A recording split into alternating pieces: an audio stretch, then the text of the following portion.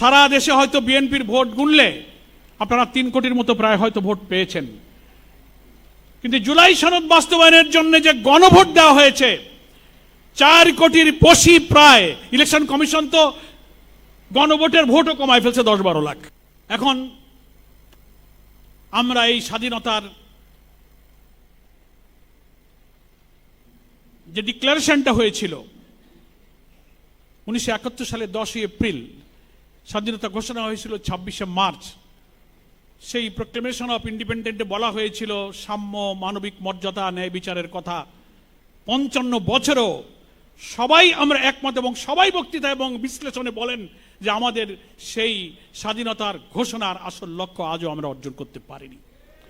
যে কারণেই কিন্তু 24 আগস্ট আবার তৈরি হয়েছিল। ওখানেই স্বাধিকার, বৈষম্য, বঞ্চনা, মানুষের অধিকারের বিরুদ্ধে যখন কর্তৃত্ববাদী শাসক অত্যাচার, খুন এবং রক্তের হোলি খেলা চাপিয়ে দিয়েছিল, তখন এখানে আবার আর একটা সংগ্রাম গড়ে উঠেছিল।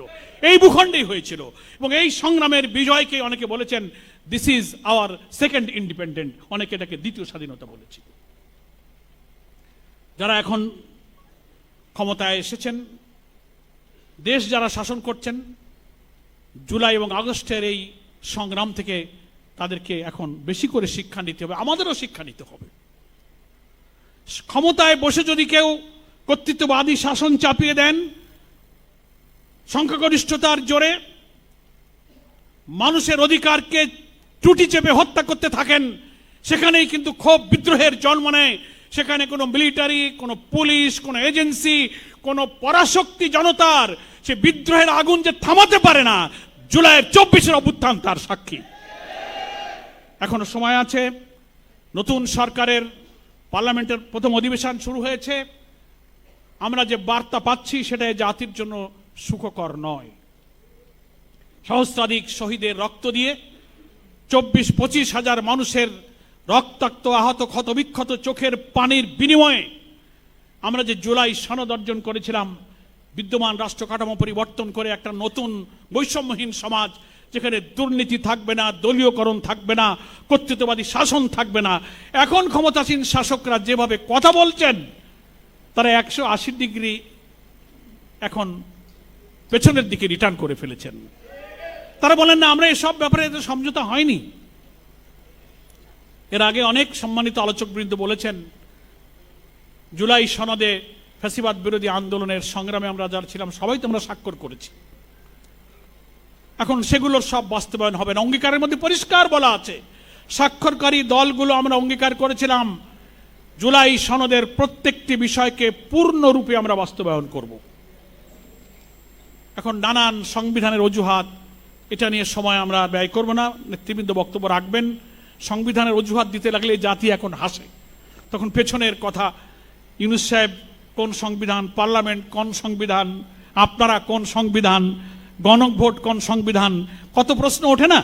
মানে এইগুলো দিয়ে বলার যুক্তি নেই। আমি মনে করি যারা ক্ষমতায় এসছেন, সংবিধান সংস্কার পরিষদ যে গঠিত হয়েছে জুলাই সনদকে আইনি ভিত্তি দেওয়ার জন্য, আপনারা মেহরবানি করে সে শপথ গ্রহণ করুন, জুলাই সনদকে বাস্তবায়ন করুন।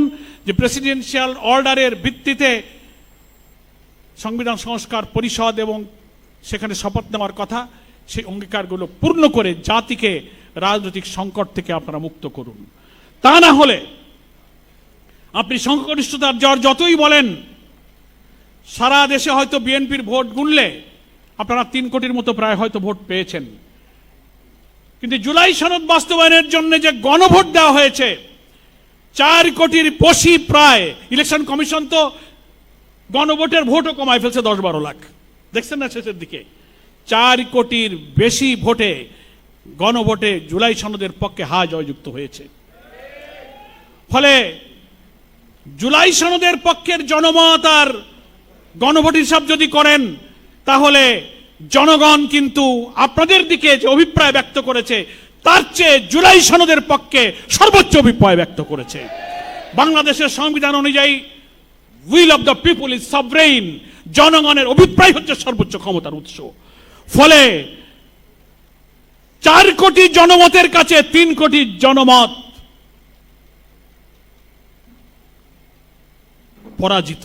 আপনাকে জুলাই সনদকে মানতে হবে। আসুন, স্বাধীনতার ইতিহাস আমাদেরকে বলে জুলুম শোষণ জনগণের ইচ্ছার বিরুদ্ধে গেলেই কিন্তু সেখানে ক্ষোভ বিদ্রোহ স্বাধিকারের সংগ্রাম শুরু হয়। এদেশের যত স্বাধীনতা সংগ্রাম তার কারণ ছিল এটা। সংসদ সব রাজনীতি বিতর্কের জায়গা। আমরা আশা করব, জামাত ইসলামের সম্মানিত আমির বারবার বলেছেন যে আমরা একটি দায়িত্বশীল এবং গঠনমূলক বিরোধী দলের ভূমিকা পালন করতে চাই। আমরা সকল ভালো কাজে সরকারকে সাহায্য করব, সকল অন্যায় কাজের তীব্র প্রতিবাদ আমরা করব। ফলে সংগ্রামের জায়গা যেমন পার্লামেন্ট, সংগ্রামের জায়গা কিন্তু রাজপথ। এদেশের মানুষ বারবার তা কিন্তু দেখেছে। সংকট রাজপথে ঠেলে না দিয়ে আসুন, আপনারা এই সংকট নিরসন করে কতবার এর এই জাতি রক্ত দেবে, কত মানুষ জীবন দেবে। 24-এর এই রক্তদান যেন শেষ হয় এই জুলাই সনদের বাস্তবের মধ্য দিয়ে। 18 কোটি মানুষের গণ আকাঙ্ক্ষা পূরণ করুন। শান্তিপূর্ণ, সমৃদ্ধ, মানবিক, একটি ইনসাফপূর্ণ, বৈষম্যহীন একটা বাংলাদেশ গড়ার কাজে জাতির আকাঙ্ক্ষার প্রতি সম্মান প্রদর্শন করুন। আজকের এই স্বাধীনতা দিবসে সেই আহ্বান জানিয়ে জনগণকে এই আকাঙ্ক্ষার পক্ষে অবস্থান নেবার জন্য আমি অনুরোধ জানিয়ে আমার বক্তব্য শেষ করছি। আমা তৌফিকে ইল্লা বিল্লাহ। আসসালামু আলাইকুম ওয়া রাহমাতুল্লাহি ওয়া বারাকাতুহু।